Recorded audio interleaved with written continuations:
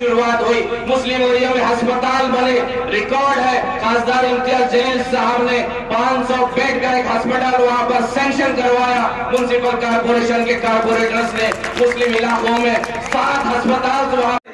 और जो बात यहाँ पर केजरीवाल ने कही थी 2019 में कि हम मुस्लिम और दलित इलाकों के अंदर 200 से 250 स्कूल बनाएंगे। केजरीवाल बोलते हैं कि मैंने 700 लीटर पानी आपको फ्री दिया। यहाँ पानी मिलता है आपको? पानी मिलता वजह से कामयाब कीजिए। इनकी निशानी है पतंग पतंग पतंग। पतंग निशानी पर मोहर लगाइए। मजलिस इत्तेहादुल मुस्लिमीन 5 दिन से तुम्हारे यहाँ फिर रहे हैं, हम देख रहे हैं पूरे गलियां, क्या डेनिस का प्रॉब्लम, नल का प्रॉब्लम। केजरीवाल बोलते हैं कि मैंने 700 लीटर पानी आपको फ्री दिया। यहाँ पानी मिलता है आपको? पानी मिलता है? ये ऐसे झूठे लोगों को उनकी औकात बताना का काम 4 तारीख को आपको करना है। हमारी सेवरी बेगम, इनकी निशानी बटन, जिसका बटन नंबर 7 है, इसके बटन के आगे 7 नंबर पे बटन ऐसा दबाना कि इससे पहले जो अमित शाह ने बोला था कि ऐसा बटन दबाओ कि शाइन बार पर करने लगे, तो ऐसा बटन दबाओ, उसी के जवाब में उनको जवाब मिलेगा। ये जवाब उन्हीं को देना चाहिए आपने। ये आज हमारा वक्त आ गया है। और मैं कुछ हमारे बात की बात करता हूँ। 2017 में औरंगाबाद के अंदर दंगा हुआ था। हमारे खासदार उस टाइम का अंदाज है, हमारे 25 नगर थे वक्त। बिना गुना के पुलिस वालों ने 50 बच्चों को अंदर जमा कर दिया, छोड़े नहीं थे। हमारे आमदार साहब ने उनको 3 दिन का टाइम दिया, नहीं छोड़े। उसके बाद में पूरे आमदार बैठे रहते बैठो, कोई मसला नहीं, बैठे। आपसे ये बात करने को आए हम लोग, जब हम पूरे 25 नगर सेवक और हमारे अंदर पुलिस स्टेशन के सामने जब बैठे तो उनको मजबूर है, उनको सब कुछ होना पड़ा। ये हमारी ताकत है, ये हमारा एकता है, ये हमारी ताकत है। तो हमको यहाँ पे हमारी मेहनत करना चाहिए, हमारे आदमी का साथ देना चाहिए, असदुद्दीन ओवैसी साहब का साथ देना चाहिए, खासदार इम्तियाज जलील का साथ देना चाहिए। आपने अगर यहाँ पे डॉक्टर साहब को अगर चुना के दिए, इससे पहले भी जो डॉक्टर साहब ने कुछ नहीं होते हुए जो काम किया, ये आपके सामने काबिल तारीफ है। आज भी अगर उनको अपनी ताकत अगर मिली तो इंशाअल्लाह आगे भी उनसे ज्यादा काम करके बताएंगे आपको। हर प्रशासन के आंखों में आके डाल के बात करें, ये मजलिस की ताकत है कि प्रशासन के आंखों में आके डाल करने वाला सिर्फ मजलिस का आदमी होता है। कांग्रेस का या तुम्हारे आम आदमी पार्टी का या बीजेपी का आदमी नहीं है। ये कांग्रेस के और जो अपने आम आदमी के जो लोग हैं, ये कहा जाते दंगे के टाइम पे, कहा जाते इसके शाहीन बाग के टाइम पे, क्यों नहीं आए आपके पास में? ये क्यों नहीं आए आपके लोगों के बीच में? जो कोरोना का जो काम था वो टाइम जो डॉक्टर साहब ने जो उनका पूरा क्लिनिक खोल के दिया था, पूरे लोग दवा खाने के इसमें थे, वो भी आपको याद रखना चाहिए कि डॉक्टर साहब ने क्या किया करके। ये चीज आपको जो भूलना नहीं चाहिए। डॉक्टर हमारे उम्मीदवार डॉक्टर साहब आ चुके हैं यहाँ पे, उनका तालियों से इस्तेमाल कर दिए।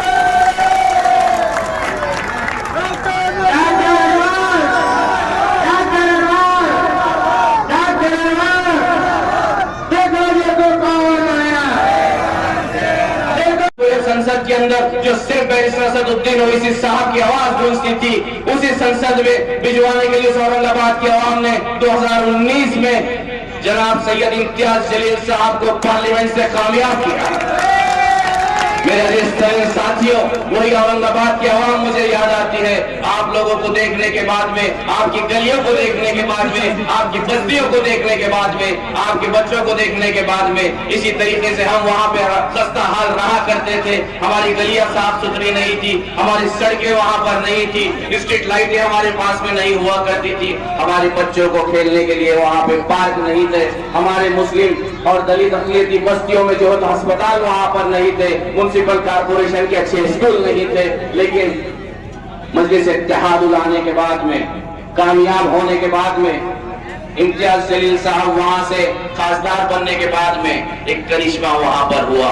मजलिस इत्तेहादुल मुस्लिमीन के जो कारपोरेटर्स वहां पे आए थे, एक जज्बा, एक इत्तेहाद की ताकत और आप तमाम जैसा अवाम की मोहब्बतों के साथ वहां पर चुनकर आए थे। उन्होंने बेहतरीन जो है तो रोडों को वहां पे अंजाम दिया, बेहतरीन स्ट्रीट लाइट्स वहां पर लगी।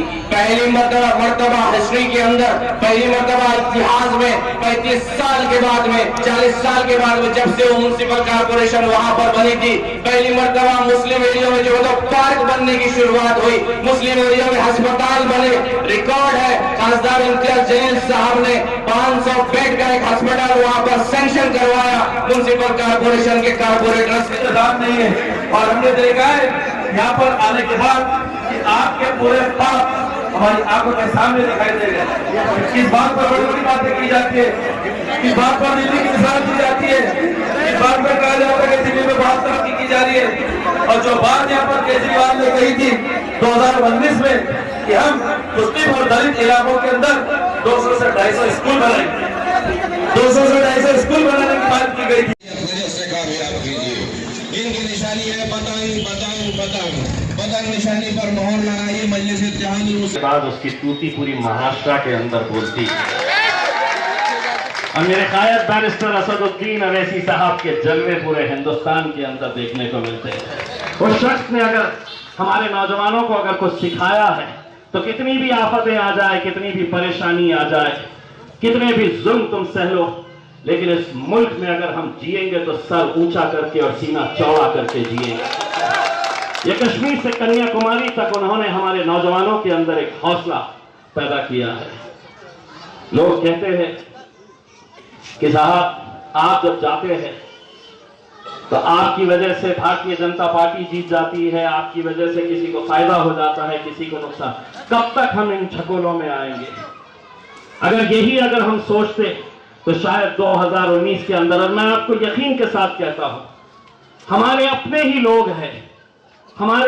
लोग हैं जो सिर्फ अपने जाती मफाद की खातिर या तो अपनी कुर्सी बचाने के लिए या अपने छोटे मोटे ठेके लेने के लिए कोई आम आदमी के पीछे दौड़ रहा है, कोई कांग्रेस के पीछे दौड़ रहा है, कोई अलग अलग राजनीतिक पार्टियों के पीछे दौड़ रहा है।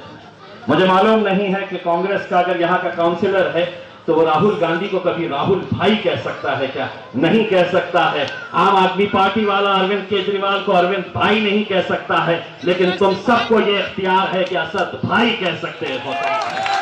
अपने भाई को तुम अगर नहीं पहचान रहे हैं, हमें अक्सर वरगलाने वाले, हमें अक्सर बहकाने वाले कोई गैर नहीं है, ये समझ लीजिएगा।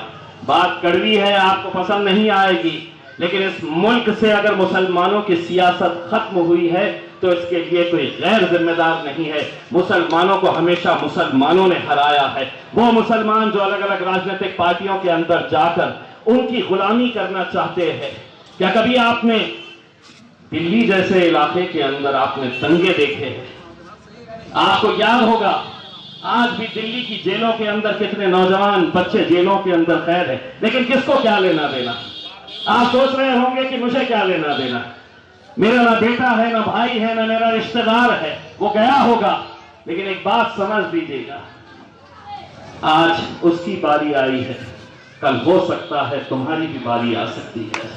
अगर हम मुत्तहिद नहीं हुए, अगर हम एक ताकत बनकर खड़े नहीं रहे, तो वो दिन दूर नहीं मेरे भाइयों कि आज मुल्क के हालात को देखते हुए हम किस दौर से गुजर रहे हैं। अगर हम अब भी नहीं समझे, अगर अब भी नहीं समझे, अब भी अगर बटते रहे, बिखरते रहे, लोग समझते हैं कि ये कौम को बांटना बिखरना बहुत आसान बात है, इन्हें खरीदना भी बहुत आसान बात है। इलेक्शन के वक्त मुझे मालूम है कि जो बड़ी बड़ी हेलो दोस्तों, मैं हूँ राकेश बेदी और मेरी तरफ से औरंगाबाद अपडेट्स को बहुत बहुत शुभकामनाएं, नए साल की शुभकामनाएं और अच्छे अच्छे काम करते हैं उसके मेरी बेस्ट विशेस।